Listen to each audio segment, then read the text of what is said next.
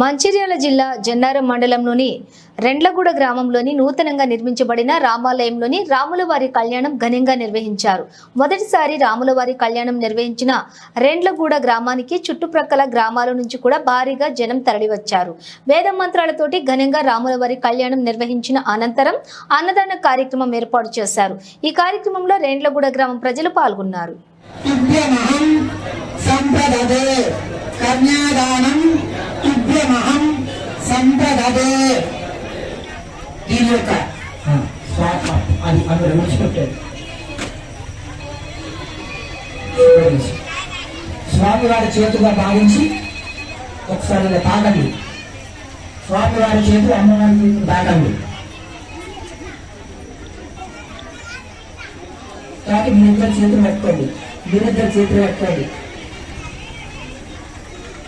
పట్టుకోండి ఒకరి చేతులు.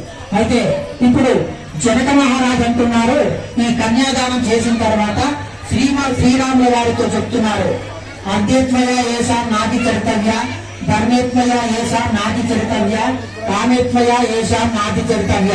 అంటే ఓ శ్రీరామచంద్ర, నీకు కలిగినటువంటి